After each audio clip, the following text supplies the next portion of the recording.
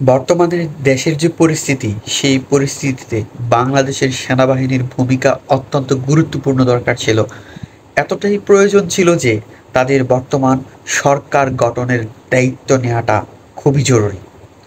আমরা বাংলাদেশের সাধারণ মানুষজন যেমনটা বাংলাদেশ সেনাবাহিনীকে অনেক ভালোবাসতাম, অনেক পেয়ার করতাম, অনেক মহাব্বত করতাম, ঠিক এখন পর্যন্ত কিছুটা কমতি হলেও এই বিগত কয়েকদিন যাবৎ যে পর্যালোচনা করার পরে আমরা দেখতে পেরেছি কিছুটা কমলেও আগের মতো কিন্তু তাদের প্রতি ভালোবাসা, শ্রদ্ধা, সম্মান সম্পূর্ণরূপে ঠিক আছে।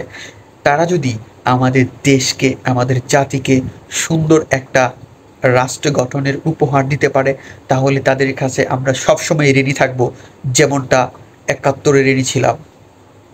আমরা চাই বাংলাদেশকে একটা সুন্দর রাষ্ট্র হিসেবে তারা গঠন করে দিক। তারা নতুন দেশের নতুন প্রজন্মের মাধ্যমে নতুন দেশ গঠন করুক। আমরা চাই আমাদের ঐতিহ্য আবারও ফিরে আসুক, আমাদের সেনাবাহিনী আমাদের প্রিয় সেনাবাহিনী থাকুক।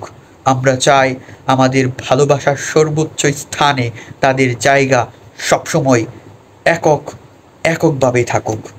আমরা আর কখনো তাদের কাছ থেকে অপরাজিতার গ্রান দেখতে চায় না, শুনতে চায় না, শুকতে চায় না। আমরা সবসময় বিজয়ের সুঘ্রাণ দেখতে চাই তাদের কাছ থেকে। তারা আমাদের বাংলাদেশের গর্ব, তারা আমাদের দেশের গর্ব, তারা আমাদের সাধারণ মানুষের গর্ব।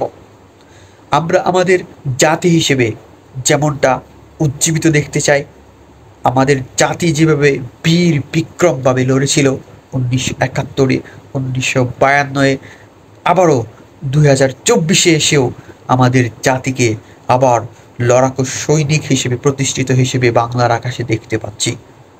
সুতরাং বর্তমান বাংলাদেশ সুন্দর একটা দেশ হিসেবে গঠন করার জন্য বাংলাদেশ সেনাবাহিনীর অত্যন্ত ভূমিকা পালন করাটা অতীব জরুরি।